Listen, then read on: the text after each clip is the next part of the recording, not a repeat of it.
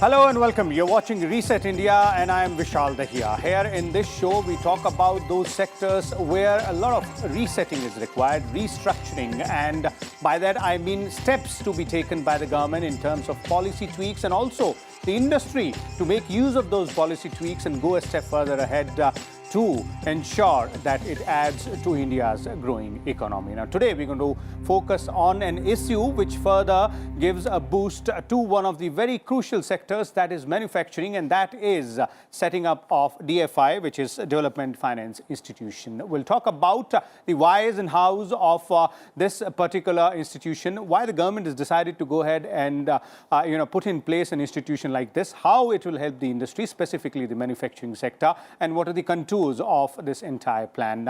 We'll have two experts as well with us, but before we move ahead, let us give you a bit of an idea about what exactly is DFI, that's Development Finance Institution. Now, the Cabinet has approved the bill for Development Finance Institution to be set up, and the proposal is for 20,000 crore rupees.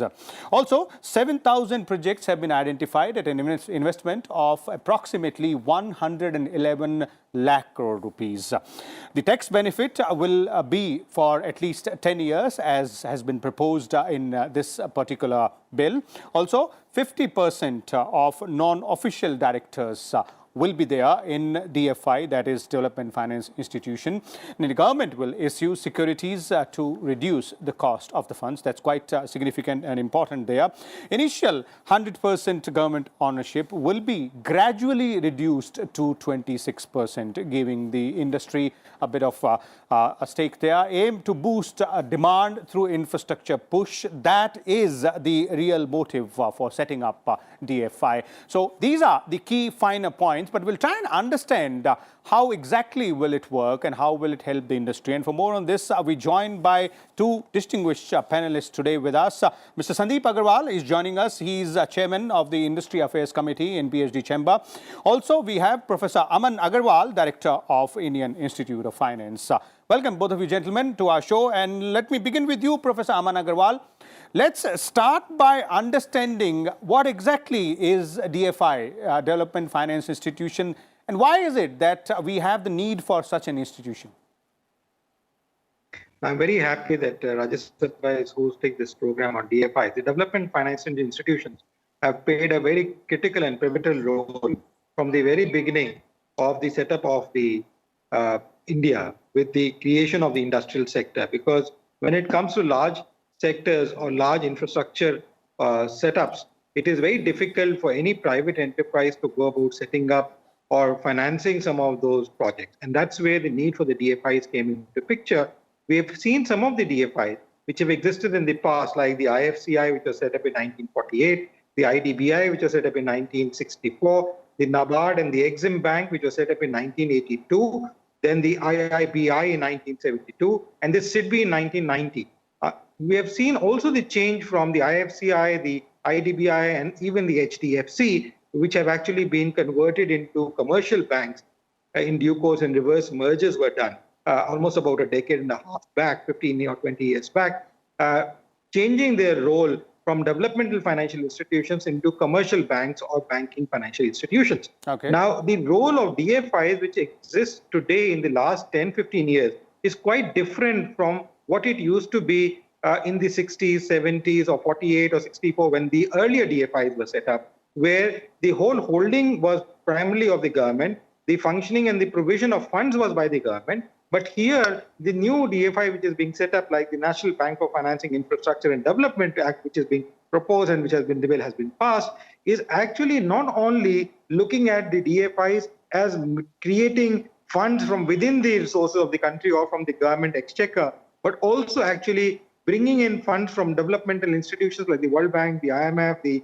ADB, the IADB, the OECD, and other international agencies like them, plus also various country funds which come through the form of pension funds and others which have been coming into a country, could be rerouted through DFIs.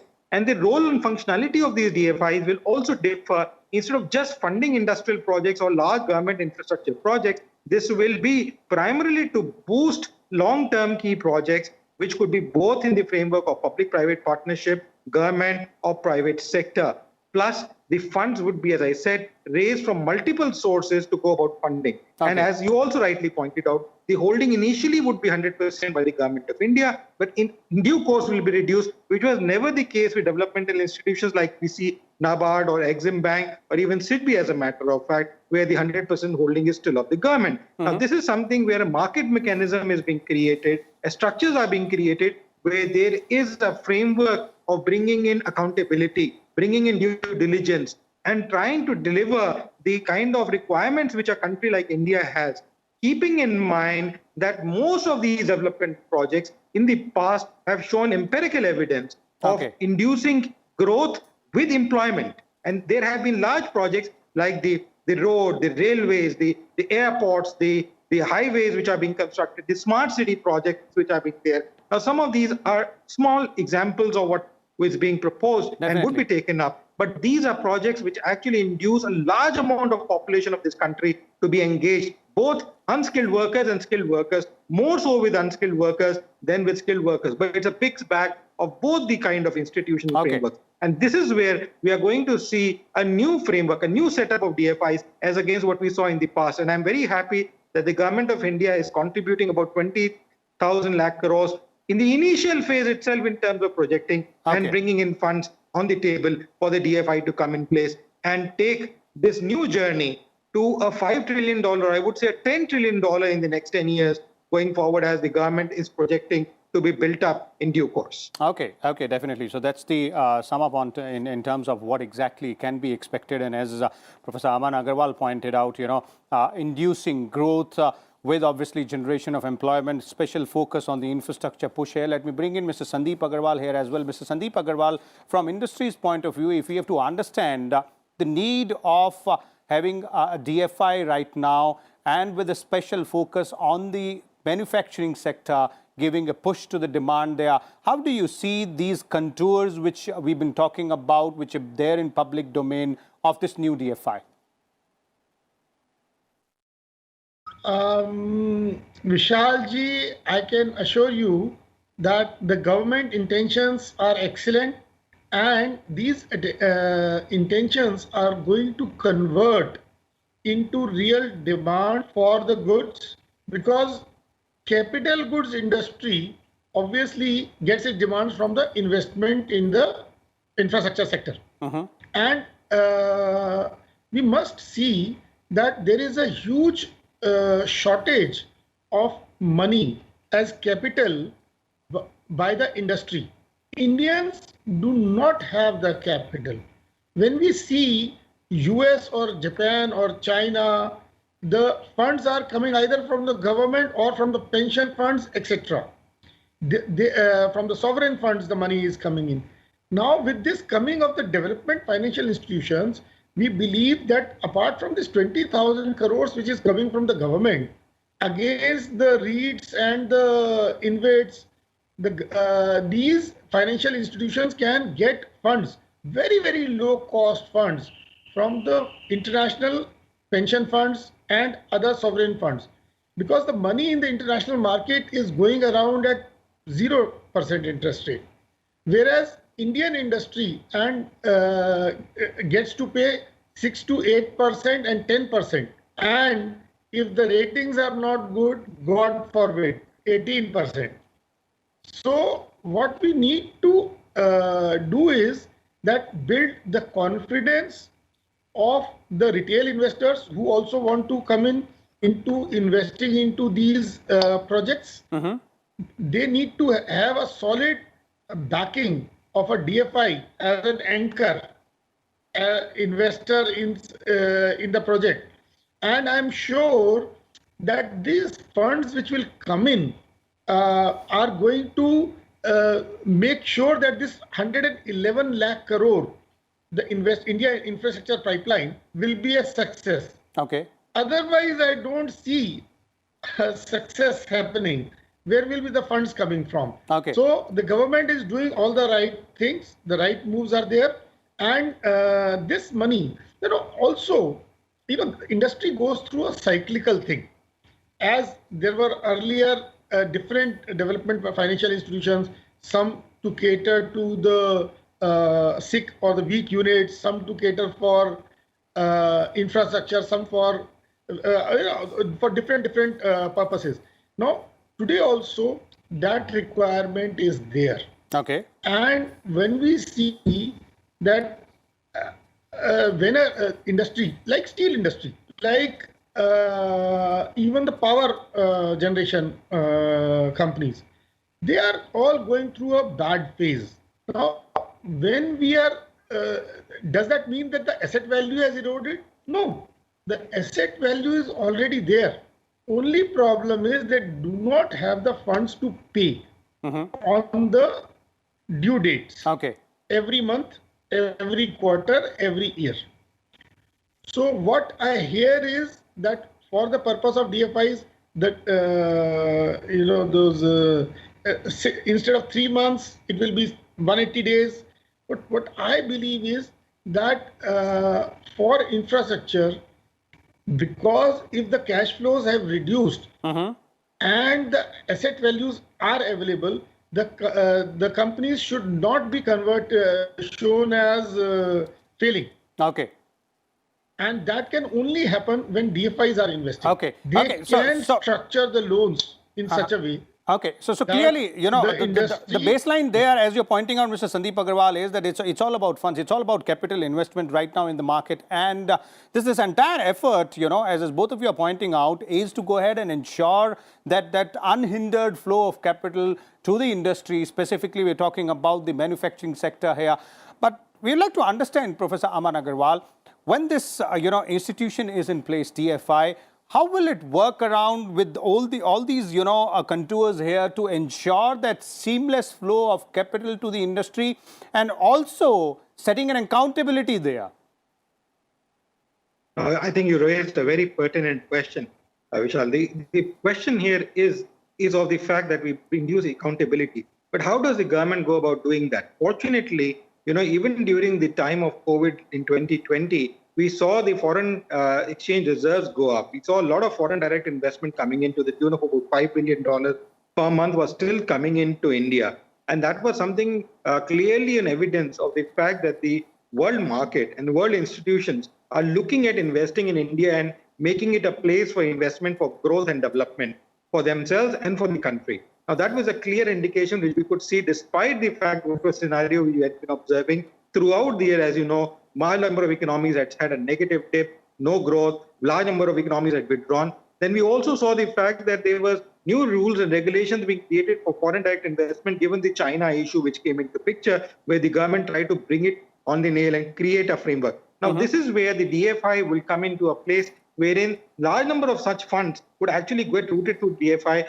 keeping a proper check on those channels, keeping a proper balance on those channels as to where these coming in. And also, in my opinion, large amount of disinvestment projects which the government is looking at, wanting to create, would also get routed now to the DFI. Because you see, when you invite private investors to come in and take large stakes, like the Air India, or you talk about the railways, or you talk about LIC, or other organizations where you're talking about private investors come in and take over some of your assets, no private investor or private institutional investor has actually the respective resources to go about taking them because they're large ticket assets.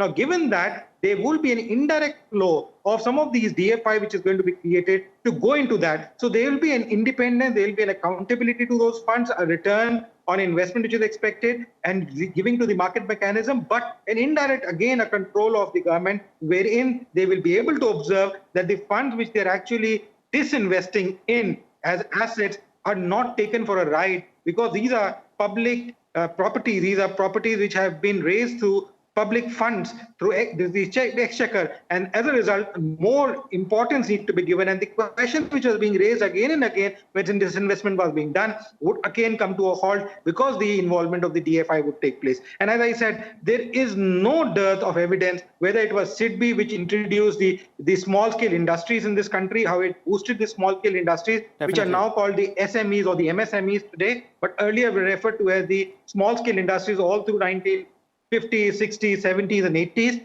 And we also saw the IDBI, the way they funded large number of projects, large number of big institutional investors, whether it is real estate, whether it is manufacturing, whether it is power, any sector you may look at, were actually financed by development financial institutions. and IFCI and others. So given these known facts, we can certainly see the direct benefits which people are going to get through the DFI. And this is not long term again. This is not something we're looking at 5-year plan or 10-year plan. We are looking at these frameworks being created within a span of a year, year and a half, because many of these projects are already in the pipeline, as my colleague said, that these projects are there and they're looking at the funds. Now, the DFI would help route these funds, because many times, most of the international funds or even countries, when they want to invest their pension funds into a country, the biggest problem is of a guarantor. How do they guarantee that these funds will be refunded? Fortunately, India has enjoyed a very good reputation in the last 20-25 years, where we have never defaulted per se.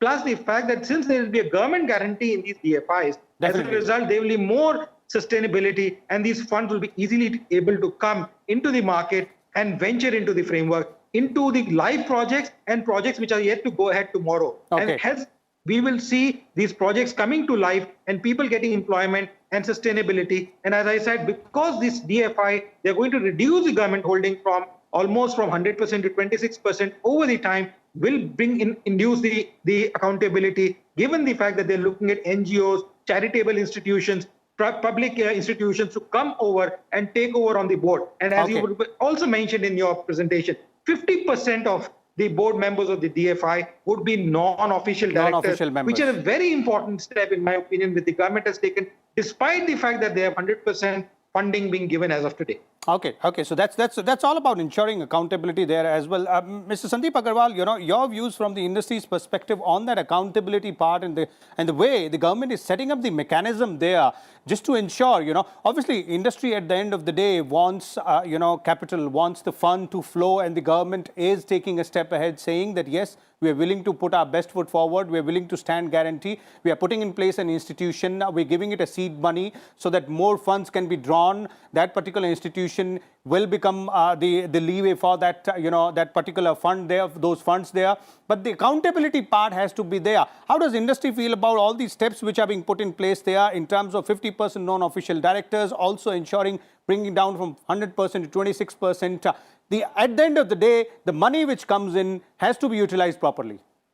What the government is trying to do is bringing in the independent directors, bringing accountability through that method, that it is not only people who are under the thumb of the government to decide on the funding, but it is industry experts who will be sitting on the boards of these financial institutions and making sure correct decisions are made. I believe India has the capability. There are enough people in India who have the expertise to disperse funds for such developmental projects.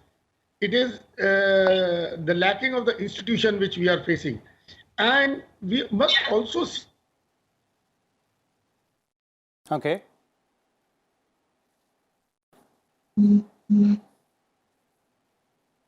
There are always possibilities that certain projects may fail. They may fail because some of unforeseen circumstances happens, some regulatory frameworks change, demand patterns change, and that hit also. And the idea should not be able to blame anybody and everybody in the sector where the money has been funded to. So as it happened in the steel sector, suddenly cheap imports from China poured in. And if India would have given zero duty benefit to China, as initially it was happening, then obviously the Indian industry was failing. And the total mayhem which happened was not a mistake of the industry. So what we say is that sometimes projects do fail. We could hear you till the point you're talking about the steel industry. So from there onwards, if you could, I believe you wanted to conclude what you're saying on that part. Please continue. Okay. So as I said, that the steel industry went down just because something unforeseen happened. There was huge dumping of steel from China into India, and China increased their capacity eightfold. So they became by far the biggest producer of steel in the world, and they were ready to buy iron ore from India and coal from India and Australia and Indonesia, and still sell cheap steel around the world, including India. So basically, when big muscled companies with government support wants to kill an industry, nothing can be done because they come with deep pockets. So therefore, our infrastructure projects also need that kind of deep funding. And this is an effort just to counter such moves. Yes. Yeah. This is an effort just to counter such moves. Exactly. So that is why the DFI has come into place, why the government has thought of it in first place. Okay. That we need to, you cannot always counter them with policy, because government is also, the hands are tied. We are a part of WTO, we are part of various bilateral and multilateral agreements. So every time, it is not the government can pass a order that, okay, this import we will ban, or we'll put penalties on import of this, or we'll increase the taxes on these goods. Sometimes you cannot do that. So you cannot let lakhs of crores of your assets go waste when such kind of problems occur. And these are cyclical in nature. We must understand that companies who have deep pockets, they are able to wait through the down cycle. Okay. Because of the funding available to them. And if Indian companies and Indian infrastructure is not able to wait through that slump, then that asset is lost forever. Nobody uses it. It goes for scrap. Definitely, these are situations, Mr. Sandeep Agarwal, wherein both, as you're pointing out, both the government and the industry will have to work together, and these are the efforts of the government, obviously trying to lend an helping hand to the industry to take, benefit of this situation. Let's take a quick concluding comment from Professor Aman Agarwal here as well. Professor Agarwal, let's talk about the and let's also conclude with the longer period here, looking at the future. How does, institutions like DFI help us in the long run?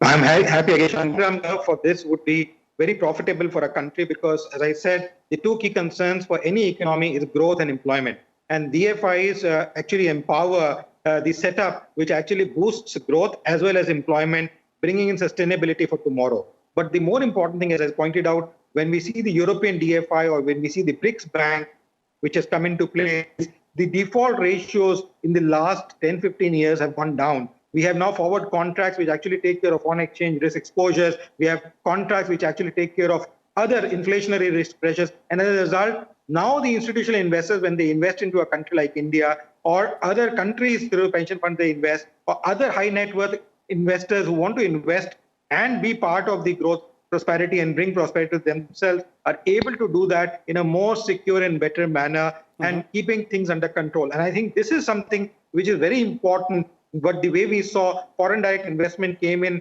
between the last 7-8 years, before 2013, 14, 15, and the way the kind of havoc was created both in the banking and the financial institutional framework can now be controlled and restrained, and more regulated, more better, more structured growth could be attained. And as I said, the Prime Minister's target of the $5 trillion economy is achievable with the plantation of the DFI going forward, because we have seen success stories in Europe, we've seen success stories with BRIC, we have seen success stories with some of the other DFIs created in some of the rest of the world, as against the DFIs which existed in the past, including some of them which exist today like NABARD or Exim Bank or SIDBI. The success story will be much better. And as I said, the fruits in this plant will start coming from within a year to year and a half, as against earlier DFIs, which used to take at least minimum of 5 years. As my colleague from the industry knows, 5 to 10 years is minimum layout period for any kind of a growth sentiment coming in, or profitability coming in, or huge jumps in industry coming in.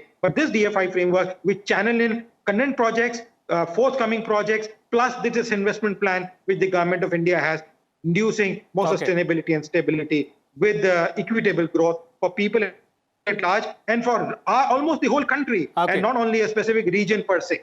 Okay, there it is. Thank you so much, Professor Aman Agarwal, as well as Mr. Sandeep Agarwal, for your views on this very, very important aspect, that is the proposed framework of DFI, that is Development Finance Institution. Why and hows of it, the contours, and also how it will help not only in the short run, but also in the long-term perspective there.